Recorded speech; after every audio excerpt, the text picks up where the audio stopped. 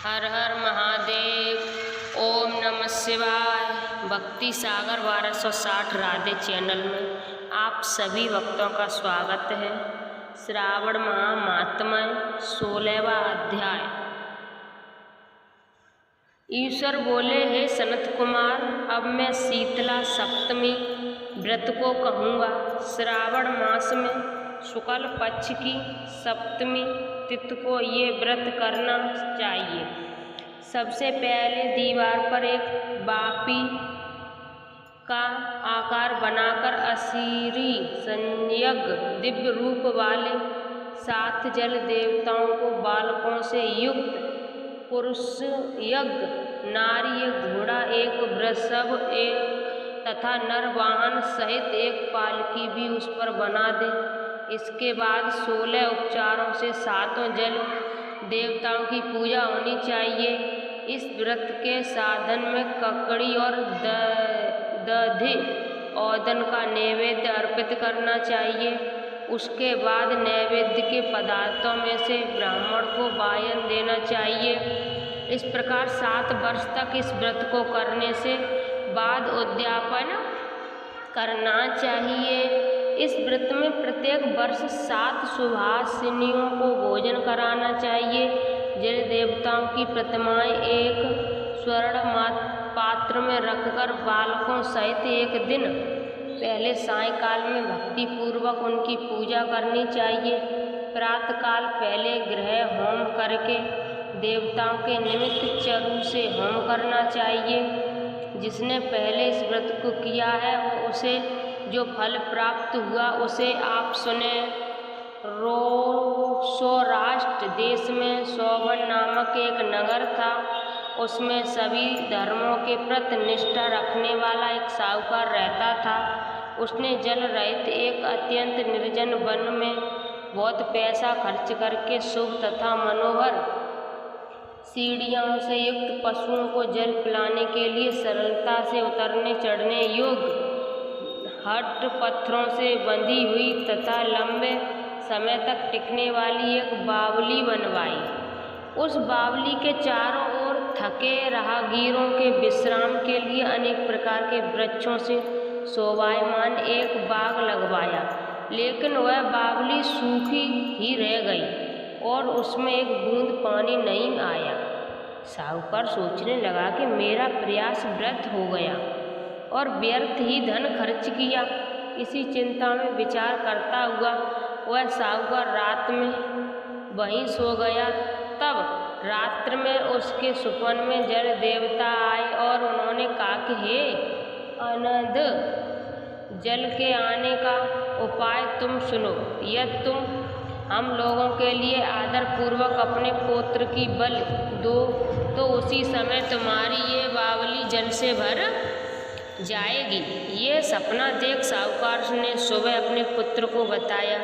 उसके पुत्र का नाम द्रविड़ था और वह भी धर्म कर्म में आस्था रखने वाला था। वह कहने लगा, आप मुझे जैसे पुत्र के पिता हैं। ये धर्म का कार्य है, इसमें आपको ज़्यादा विचार ही नहीं करना चाहिए। ये धर्म ही तो जो स्थित रहेगा और पुत्र आदि सब नश्वर हैं।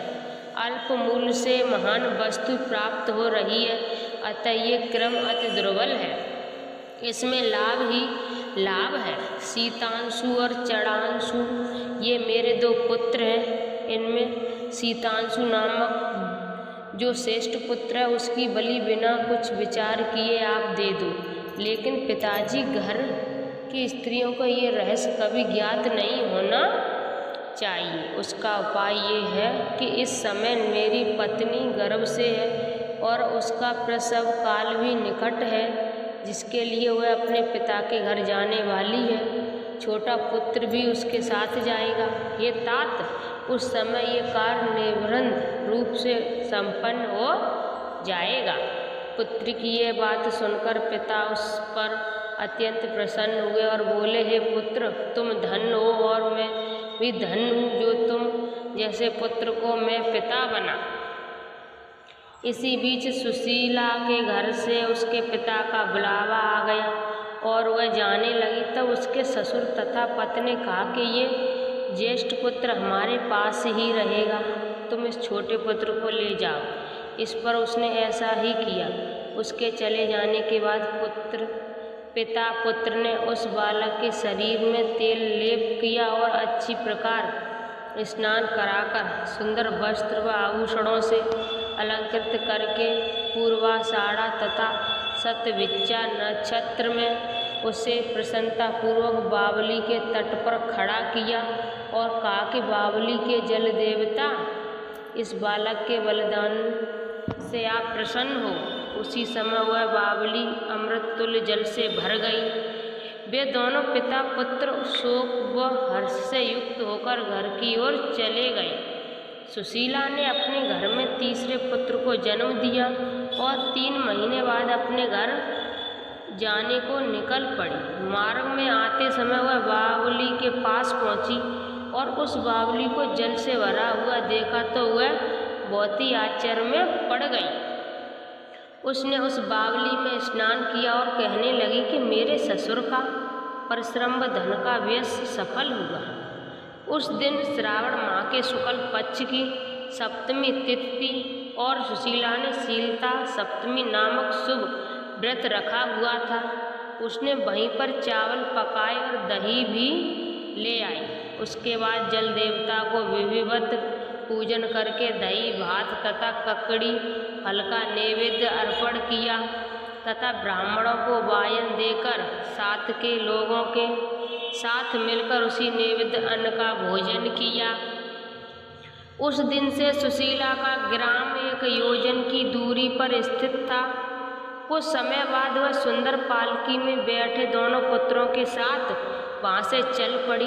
तब वे जल देवता कहने लगे कि हमें इसका पुत्र जीवित करके इसे वापस करना चाहिए, क्योंकि इसने हमारा व्रत किया है। साथ ही ये उत्तम बुद्धि रखने वाली स्त्री है। इस व्रत के प्रभाव से इसे नूतन पुत्र देना चाहिए। पहले उत्पन्न पुत्र को याद हम ग्रहण किए रह गए, तब हमारी प्रसन्नता का फल ही क्या। आपस में ऐसा कहकर उन दयालु देवताओं ने जल देवताओं ने बावली में से उसके पुत्र को बाहर निकालकर माता को दिया और फिर से विदा की। बाहर निकलकर वह पुत्र माता माता पुकारता हुआ अपनी माता के पीछे दौड़ पड़ा। अपने पुत्र का शब्द सुनकर उसने पीछे मुड़कर देखा। वहाँ अपने पुत्र को देखकर वह मन ही मन बहुत चकित हुई। उसे अपनी गोद में बैठाकर उसने उसका माथा चूमा, किंतु ये डर जाएगा, इस विचार से उसने पुत्र से कुछ नहीं पूछा। वह अपने मन से सोचने लगी कि यदि इसे चोर उठा लाए तो ये आभूषणों से युक्त कैसे हो सकता है, और यदि पिशाचों ने इसे पकड़ लिया था तो दोबारा छोड़ क्यों दिया। घर में संबंधी जन तो चिंता के समुद्र में डूबे होंगे। इस प्रकार सुशीला सोचती हुई वह नगर के द्वार पर आ गई। तब लोग कहने लगे कि सुशीला आई है। ये सुनकर वे पिता पुत्र अत्यंत चिंता में पड़ गए कि वह न जाने क्या कहेगी और उसके पुत्र के बारे में हम क्या जवाब देंगे। इसी बीच वह तीनों पुत्रों के साथ आ गई। तब ज्येष्ठ बालक को देखकर सुशीला के ससुर तथा पति घोर आश्चर्य में पड़ गए और साथ ही बहुत आनंदित भी हुए। वे कहने लगे कि सुचिस्मिते, तुमने कौन सा पुण्य कर्म किया अथवा व्रत किया था कि हे भामिनी, तुम पतिव्रता हो, धन्य हो और पुण्यवती हो। इस शिशु को मरे हुए 2 माह बीत चुके हैं और तुमने इसे फिर से प्राप्त कर लिया और वह बावली भी जल से भरपूर है। तुम एक पुत्र के साथ अपने पिता के घर आई थी, लेकिन वापसी तीनों पुत्रों के साथ आई हो। ये शुभ्रे, तुमने तो कुल का उद्धार कर दिया। ये सुभावने, मैं तुम्हारी कितनी प्रशंसा करूं। इस प्रकार ससुर ने उसकी प्रशंसा की। पति ने उसे प्रेम पूर्वक देखा और सास ने उसे आनंदित किया। उसके बाद उसने मार्ग में पुण्य का समस्त वृतांत सुनाया। अंत में उन सभी ने मनोवांछित सुखों का उपभोग करके बहुत आनंद प्राप्त किया। हे वत्स्य, मैंने इस शीतला सप्तमी व्रत को आपसे कह दिया है। इस व्रत में दही औदन शीतल, ककड़ी का फल शीतल और बावली का जल भी शीतल होता है तथा इसके देवता भी शीतल होते हैं। अतः शीतला सप्तमी का व्रत करने वाले तीनों प्रकार के तापों के संताप से शीतला हो जाते हैं। इसी कारण ये सप्तमी शीतला सप्तमी इस यथार्थ नाम वाली है। बोलिए भोलेनाथ की। श्रावण मास के 16वां अध्याय समाप्त। इसमें मैंने कुछ गलत बोला हो तो आप सभी वक्त मुझे माफ़ करना। इस वीडियो को ज़्यादा से ज़्यादा शेयर करना, लाइक शेयर सब्सक्राइब जरूर करना, कमेंट में हर हर महादेव जरूर लिखना।